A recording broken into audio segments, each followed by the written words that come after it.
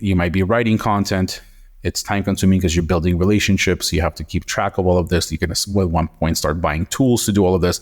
Like, you really need to be committed to this process and really understand the benefit of committing to this process in order to be successful in it.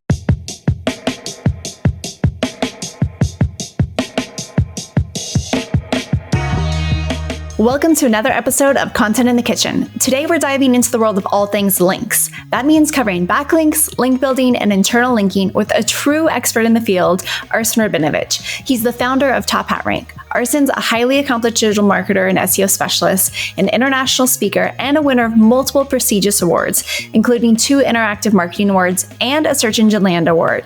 He's the founder of TopHatRank, an LA-based marketing agency, and does consulting for ContentYum. He's known for his innovative digital marketing techniques that's tailored to brands of all sizes. So grab your favorite cup and let's dive into the conversation with Arsen Rabinovich.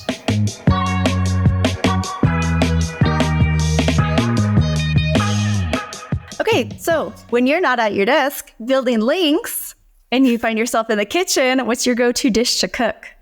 Oh man, right now my go-to dish is, it's pretty boring. It's ground beef with all kinds of seasoning, mixed with steamed vegetables, and I top it with a lot of fermented vegetables, sauerkraut, and all kinds of stuff.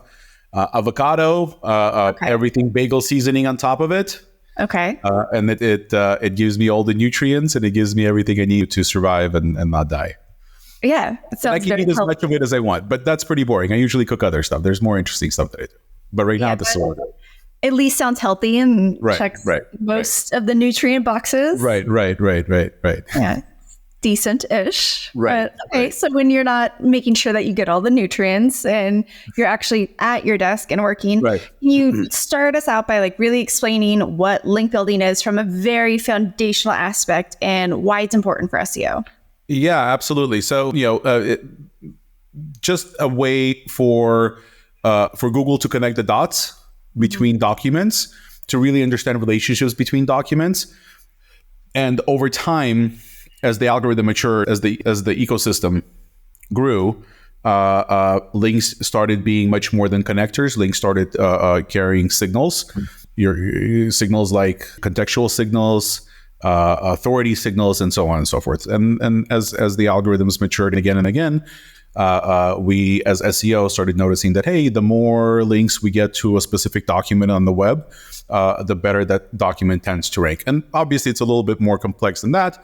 But in the way that it works, it's pretty much that. It's external signals that let Google know. They serve other purposes, but they let Google know that, hey, this document that I'm linking to from my document is indeed a good resource on the following topic. And then that's what the topic is derived from the anchor text, the content that surrounds that anchor text, and so on and so forth. But basically, we can the easy way to explain is that these are votes. As many, the more sites that are linking to you, the better. And obviously, it's much more complex than that, and I'm sure we're going to get into that in this episode. I'm going to pause. I'm getting all sorts of error messages. Yeah, you were frozen for a second. Yeah, which that's fine because you're going to be the core of that one. I'm really glad that all these issues are happening with you and not another guest. Nobody important. Yeah. I didn't say it. You thought it. You can hear me, right? You can hear me perfectly fine. Okay. Yeah. And it's the things are there. All right. Yeah. Okay. Let's keep going. Some things are there. Yeah. No, it's there. Okay. So to get even more granular with this, we're definitely going to dive into a lot of that. Right. But what is when I think of link building, there's usually okay, this is the target URL that I want to build links to. And then you have the anchor text. What's the anchor text and how do you figure out what your target URL should be? That alone seems like a really big piece of the strategy puzzle.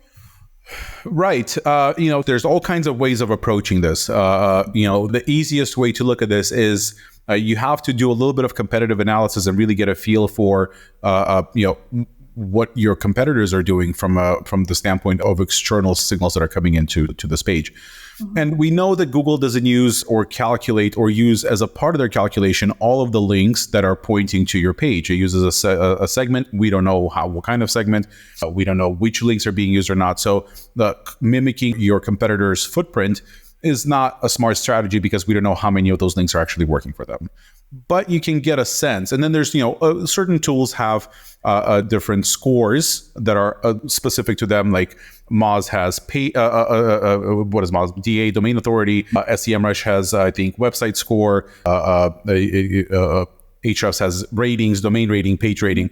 So the tools have different ways of really understanding, like, hey, this particular page. And when we look at this, we don't look at specifically at the domain. We look at the page, right?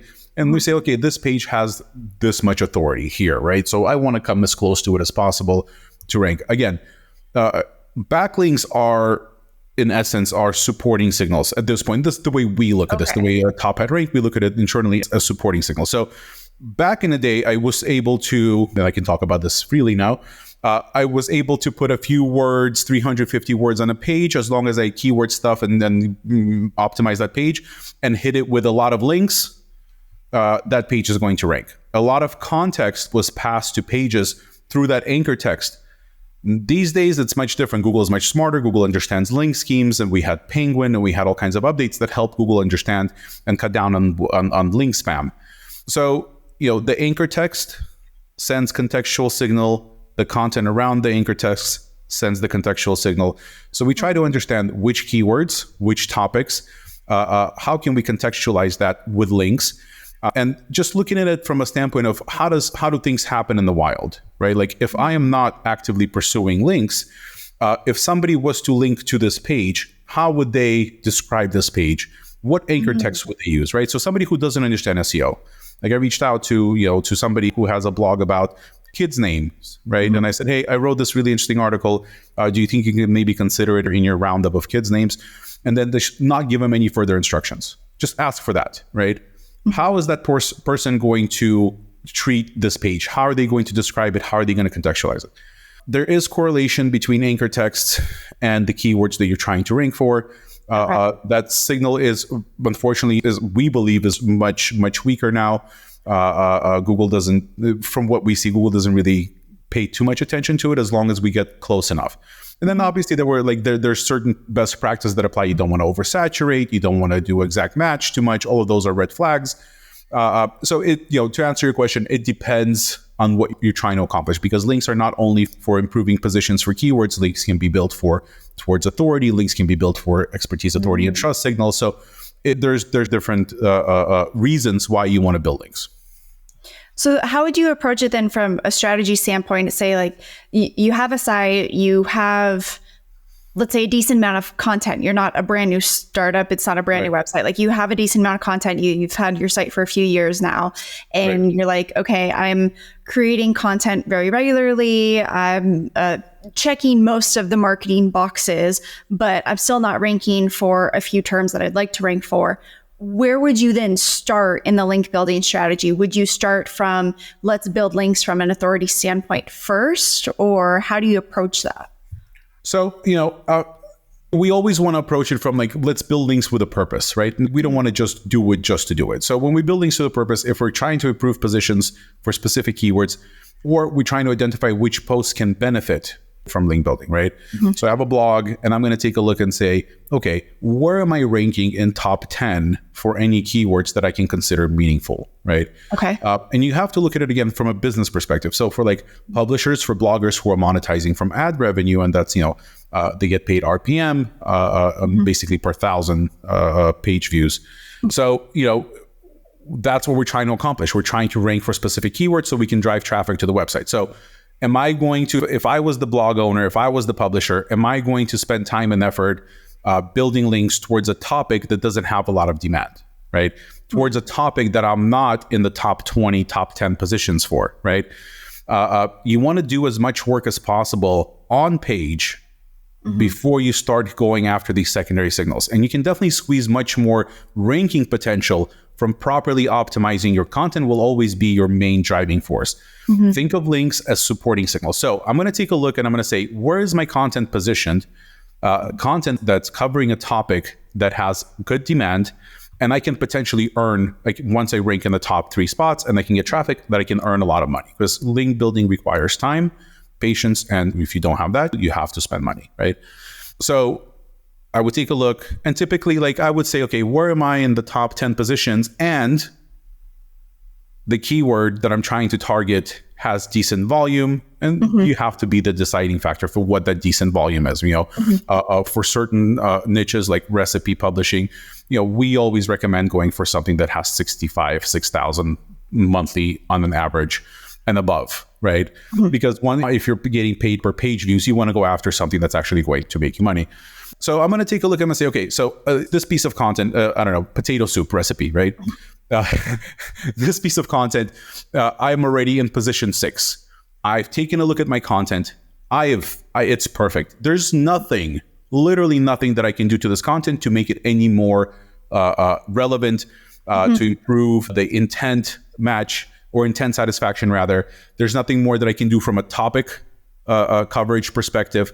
I've answered all the questions there is to answer. I've effectively understood and predicted what the primary, secondary intent is behind this query, and I've addressed that properly and structured it properly on my website.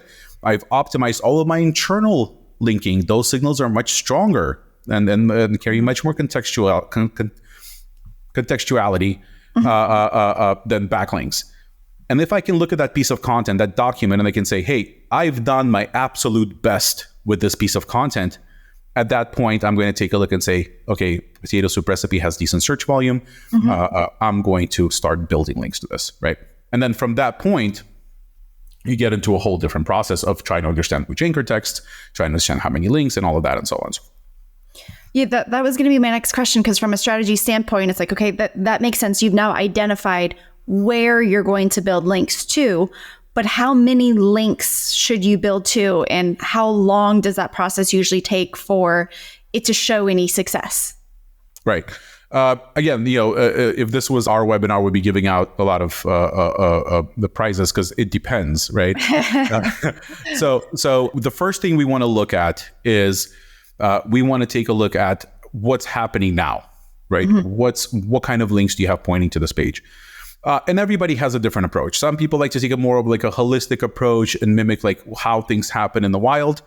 I like to be a little bit more measured and calculated with my approach. I'm going to take a look and see what's there now.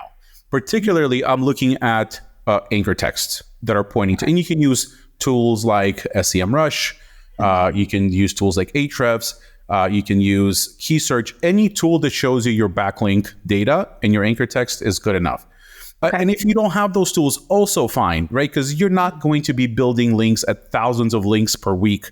You're not going to, I don't think an average publisher, unless they're working with an agency or have a dedicated SEO team, which does very aggressive outreach for them for link building, or they're working with a PR agency, is ever going to raise any red flags by building way too many links too quickly, right? It's a difficult thing to do, right? It's not an easy thing. So if you don't have access to those tools, don't worry about it. If you are doing it at scale, you should probably have access to these tools. If you're just doing it for yourself, you really don't need it, right? So I would take a look at what's there now, just for the sake of not wanting to maybe over-optimize or over-saturate for specific anchor text or stuff like that. But again, as a regular blog publisher, if you have a food blog, a travel blog, a DIY blog, you don't have to worry. Then I would take a look at the keywords that are currently ranking for that post. For that document, for that page. And you can do that inside of Search Console. It's very easy to do. You can easily, Google how to see which keywords my page is ranking. In Search Console, there's plenty of tutorials on that. And you want to take a look at those keywords. If you use a tool like Keywords Everywhere or Anywhere, I'll tell you right now, I think it's Keywords Everywhere. Yeah. So if you have the paid version of Keywords Everywhere, it will actually bring in search volume data into your Search Console, in Google Search Console. So now you have a tool which is pretty much free that gives you your positions, your keywords, and then also volumes, right? And this way you can take a look for a specific page. So my potato soup, as an example, my potato soup recipe page, I am number 4 for potato soup. I am number 3 for potato soup recipe. I am number 5 for easy potato soup recipe, right? And I'm like, okay, all of those words have decent volume. All of those queries have decent search volume, right? I am positioned in top 10. My content from previously that I've analyzed, my content is perfect. There's nothing else I can do to it. I've answered all the questions. I've covered the topic. I've satisfied intent. At this point, I'm going to be like, okay, so these are my primary keywords that I want to build links to. I'm going to start with either those words as my anchor text, or I'm going to create partial match, right? A partial match would be like, so if I'm trying to rank for potato soup, I'm going to create an anchor text that's going to be something along the lines of like a delicious potato soup recipe, right? As long as you have your primary topic within that anchor and it's relevant, that's the important part. It's relevant to the content that the link is pointing to. So you don't want to have your anchor text say potatoes and it's linking to potato soup, because that's not what the document is about. That link is not going to help you at all, right? So I'm going to look at it from that perspective. I'm going to target the keywords that I want to improve positions for, right? So if I'm selecting anchor text, this is how I would do it. I would take a look, again, I would go into Search Console or any tool that you have. I would take a look at which keywords are ranking within top 10 positions and have decent search volume. And as long as I can answer, and as long as I can tell myself, I've optimized my document, I've optimized my content, there's nothing more I can do. I've improved the journal linking, I've improved the schema's working, page speed is on point. Like I've done everything I can do on site. Then we go and we build links. So when something's kind of already working or working for the most part, then this is a way to amplify it. You're not taking something that has never ranked or you're not getting any traffic and trying to build links to that. You want to build links towards things that already have traffic, already have great potential. It's more of that like iceberg effect. Right. Absolutely. So again, when you're on different brands, different reasons for link building, like some of our enterprise clients have the budgets for us to be very aggressive. They have very large sites, 1 million+ pages, lots of content, lots of user generated content. They're generating their own links very well on their own organically. And then we can come in and start working within that flow of links to start molding those signals into something, and being more aggressive with it. But if you're doing this for yourself, you start off slow, you build links little by little, and then you see how this works. Obviously, it's not going to be instant gratification, right? So yeah, I wouldn't say, hey, build yourself 10 links right away, right? I would say, okay, so maybe this is a piece of content it's a little bit, the keyword that I'm trying to target is a little bit more difficult. I'm in position 5. The documents that are ranking above me have, let's say, 25 referring domains at the least. So am I going to say, and I want to build 25 links to this right away? No. I'm going to start maybe with 2-3 links, pause, see how it moves, and then continue to add from there. Okay, that makes sense. So then I guess at this point, like you have your strategy down on where you're going to build the links to. Now it's how do you build the links process? Right. And I know back in the day, there was a lot of spammy practices. So what are the good ways to build links and what are the ways that we definitely want to avoid? Right. So, the links that are deep links, the links that you want to build directly to a piece of content that you want to improve positions for, right? Because again, there's different types of link building. There's the PR aspect, there's the authority aspect, right? So I want to bring links to the page that I'm trying to rank for a specific keyword, right? So 2 things are very important: relevancy and authority, right? I would say relevancy trumps authority. So would I reach out to a transmission repair website in Fresno, California to send a link to my potato soup recipe? No. Probably not, because for a user perspective, Google user is going to be like, hey, I'm here reading about how to repair this transmission. Why is there a link to a potato soup, right? And Google sees it the same way. It's irrelevant. So that's a useless link. It's not going to harm you. It's not going to help you. You just wasted your effort. So relevancy. If I'm writing about potato soup, the first thing that I'm going to do is, and again, this is, we're We're building links to a specific page that we want to rank for specific keywords. That's our objective, right? So I'm going to do a few different types of link building. The one that's going to most likely yield the best results is going to be reaching out to other bloggers, to other publishers, building relationships. And basically, once those relationships are built, I'm going to say, hey, I have this really interesting post on my site. It's about potato soup. I see that you wrote something about, I don't know, cooking soup with kids on your blog, right? Like Great example. The mom blog. It's a mom blog. She has a section on her site, cooking with my kid, right? And one of those is she has a post about how I cooked soup with my kid, right? Yeah, that's relevant, right? If that post, I cooked soup with my kid, here's what happened, right? Links to my potato soup recipe, that's relevant. That makes sense, okay, right? So I would make a connection there. I would say, hey, you have this, I have this. Would you mind referencing me, right? You don't want to say, you don't need to say backlink. Would you mind mentioning me there, right? And just building the best links that are going to come, that you're going to be able to develop is through your connections, right? There's different ways of approaching that. You can do, let's say I have a newer website, but I have a very strong social presence, right? And you have that mom blog about cooking with kids, right? And you have a very old website that's been around for a while, but your social is really poor, right? So here we can help each other, right? I can feature some of your content, promote it on my social. In exchange, you can do something for me, right? You can link back to my post. So those kinds of connections are going to be delivering the best type of links. And there's a lot of agencies that offer this kind of link building where they've already established relationships with publishers, with bloggers who will help you with that. The other way to do this, and that's the more traditional way, this is how we do it, this is how we prefer it done, and that's if you're working with agency, and that's traditional outreach, right? There's no scamming, there's no hacking websites, there's no website farms, there's no private blog networks. You're making a list of websites that are relevant to you and the topic. You're checking things out. You want to make sure the website is in good shape. You're checking things out. You're looking at, hey, does this website looks like there's a real person behind the site, right? Does it have a functioning contact page? Does it have a good about page, right? Like all of the things that like will hint to you that there's a human behind this. It's not a robot or a farm, right? Check out their socials. How active are they on the social? Look at last day they published something, right? How frequently are they publishing?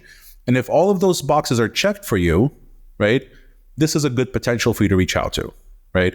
So at this point, you can reach out to them. You can figure out, so am I going to reach out to them on social? Am I going to reach out to them through email? How am I going to make contact?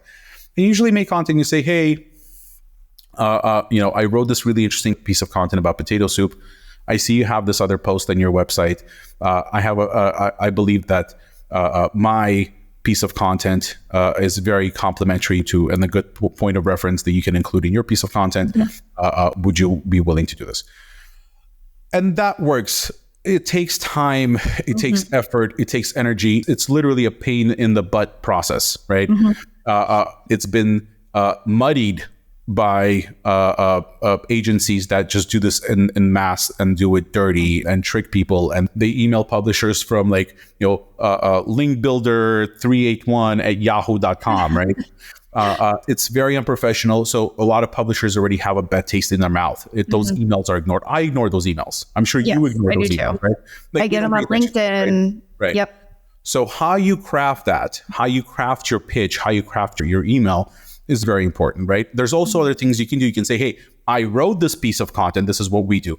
I wrote this piece of content and I would like for you to publish this. Here's an additional piece of content that I feel will work very well on your website. Yes, it does reference my post on my site, but I'd love for you to take a look, and you can modify it as much as you want. You can, whatever you want to do with it. We're releasing the copyright to you. We feel like it will work very nicely on your website, right? And then certain publishers will accept that. They will publish it, and then we have a backlink.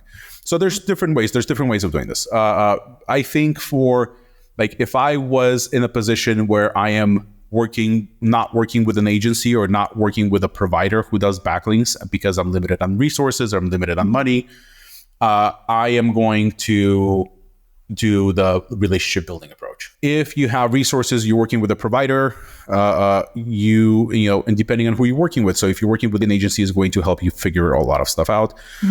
If you're going to self-direct it and work with a provider, that you can just come in and say, hey, I need to build links. I want you to do outreach. Here's all the stuff that I need. You have to be a little bit more self-directed, but those are the ways to build links directly to, we call these deep links, directly to the piece of content that I want to rank. There's other things that you can do. There's ego baiting. There's basically, hey, Ashley, let me interview you, right? I want to publish it on my site. I want you to reference this interview from your website, from your socials, right? That link is going to go directly to the interview. It's not going to go to the post that I want to optimize, that I want to rank, right?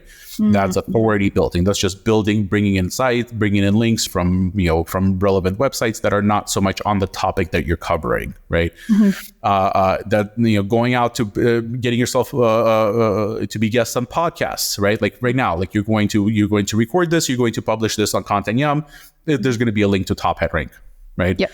Arsen from TopHatRank. So that establishes credibility, authority, trust. I can take that. I can put that on my about page, say, hey, I was interviewed by Ashley at ContentYum. So like there's different types of link building, and all of those things are essentially links that help Google connect the dots, right? At the end of the day, Google is crawling a web, right? And Google needs to understand how things are connected, right? So it's not just a matter of like, I have more links than this guy, right? It's about really showing Google you don't need to have a lot of links. You can have like a handful of links, but if they're super relevant, they're coming from authoritative websites that are so focused around specific topics, and they're linking to you, and they're clean, nice websites, you're going to squeeze much more ranking power, whatever that is, out of that link than 10 links from crappy websites that are not relevant. And then relevancy can be established across multiple aspects, right? You can establish relevancy at domain level. You can establish relevancy on the silo level, like if you have like a category, cooking with kids, right? Or you can do it page level, right? And then there's like different things that you can do with that information also. But relevancy is definitely the number one thing that you want to focus on. Yeah, that makes a lot of sense. We do link building at ContentYum from the manual outreach perspective that you were talking about. And it's literally looking at the site, do the niches work, do the industries match, does it make sense from the get-go? You mentioned Google, so I got to dive into the Google leaks and talk like, okay, so since all of that happened, did any info come out from the leaks that you're at least aware of that has changed your perspective on link building or should change our strategies at all? You know what? We got to apply a filter to this, right? So the leaks are not what the algorithm is. The leaks is what data the algorithm has access to. We don't even know if it pulls this data in, right? So these are API calls, right? So this is not like, these are the ingredients. It's not the recipe for the soup. Does that make sense? Right. Yes, so we know what the ingredients are. We don't know if they're going to be used or how they're going to be used, right? Having said that, has it changed our approach? No, because we stick to very specific, old school, monotonous, boring approach to link building that is deeply nested in outreach and doing outreach from a PR standpoint, where we're not just spamming sites. We're trying to actually find the match. I'm not going to give away our secret sauce, obviously, but we're looking for a way to start a conversation with a publisher, right? And I'll leave it at that. Like, am I looking at like when the last time they published something? Right? Am I trying to find an issue on their website that I can make friends and say, hey, by the way, here's what's wrong. And because I'm an agency and I work with clients, I have authority on this. You should probably fix this. So like, there's different ways of doing this, right? Yeah. And I've seen some crazy creative stuff. Like some of these link builders that I'm friends with, they get so creative. They have funny comedic email pitches that they send out. So there's definitely different ways. People send presents. People will send a present to a publisher. They'll say like, I want to be your friend, right? There's different ways of doing this. I like to look at it from a standpoint of, regardless of how Google looks at link building, right? Diversity is always key, right? You can't have the same type of outreach link pointing only to your deep content while your homepage has very few links, while the overall link flow to your site is really poor, right? That does not look natural. And I'm not talking about like mimicking an actual footprint, right? I'm talking about just looking at things, take a step back and look at things from like a logical perspective, right? Like if I'm only building this one type of link, am I creating a single point of failure for myself, right? Is there diversity? Look at my competitors. What kind of diversity do they have? They have probably press releases. They have, they've been mentioned on newspaper sites. They've been interviewed. There's social links. There's podcasts. There's directories. It's not just other bloggers linking to you. It's not just roundups, right? So relevancy and diversity, I think, is even more important these days than before, just because of what's in the leaks. Right.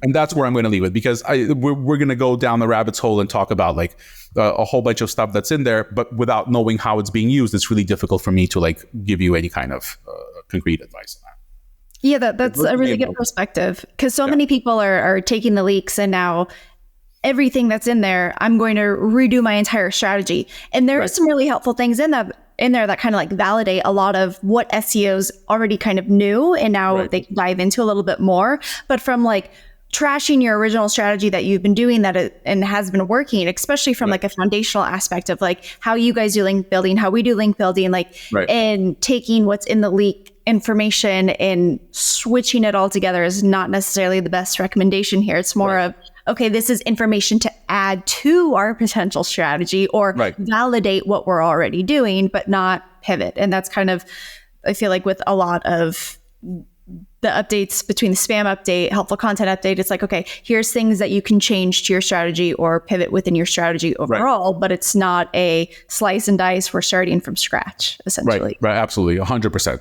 Right. Yeah. That makes a lot of sense. Okay, so I am curious. You said you didn't want to share your secret sauce, which is fine, but we need some kind of secret sauce. Like, what's your favorite tool right now? What's a new resource that you came across or a strategy that you're doing, whether with links or without links? So, look, I can't even say this is secret sauce, right? So, it should be a part of what you do, right? So, like again, I'm not going to give away what we do because it's unique to us. And I think we'll have resources on this also, but internal links, right? Such a strong signal. And a lot of publishers, a lot of sites, a lot of e-commerce sites, lead gen sites, just don't get it right. Right. And I've said this before, link building is very resource heavy and time consuming. Resources, including money, right? There's a lot in there. You might be writing content. It's time consuming because you're building relationships. You have to keep track of all of this. You can at one point start buying tools to do all of this. Like, you really need to be committed to this process and really understand the benefit of committing to this process in order to be successful in it, right? Internal links and your on-page signals, your on-site signals are so much stronger. I want you to think of backlinks as just supporting signals. And I've said this in the beginning of this interview. They're supporting signals. I am not going to, even if a client comes to me and says, Arsen, I want you to build links to this page. Here are the anchor texts. Here are the, right? I'm going to take a look at it because I'm an agency. And I'm going to say, hey, have you optimized this page to be as perfect as you can get before you build links to it, right? So a part of that is internal linking and how you properly structure that. I would spend more time on optimizing and more resources on optimizing my on-page signals, my internal linking signals, and getting them as close as possible to, like, even if I can move myself from position 5 to position 4, that's already worth the effort. Yeah. Right. Makes sense. And then from there, start building links, right? A lot of webmasters, a lot of site owners, big brand sites, they'll come in and say, okay, we want link building. These are the pages that we want to build links to. And then we look at them and we're like, well, hang on. Like, this page does not, like, for the links that you want to build or the anchor text that you want to use, this page is not optimized for that. So I can build these links for you, but it's not going to move. I say this all the time, like building links to a piece of content, to a document that's not optimized properly is like putting gas into a car that has a broken transmission. That page is not going to move very far or very fast, right? It will move, but it's not. So you're going to wind up putting more and more gas, which are the backlinks, which are much more expensive and resource heavy than optimizing content that's on your page. So I would definitely start there. That's the secret sauce that I'm willing to give away. Yeah, that makes sense. And I definitely want to dive into internal linking, but that's going to be a part 2 of this because that's a huge conversation and there's so many different aspects to that. So thank you so much for what you've shared. Definitely for those listening, stay tuned for part 2. That will be on the next episode. All right, everyone, that's it for part 1 of this episode on all things links. Next, we're going to dive into the conversation on internal linking with Arsen Rabinovich. So stay tuned for the next episode.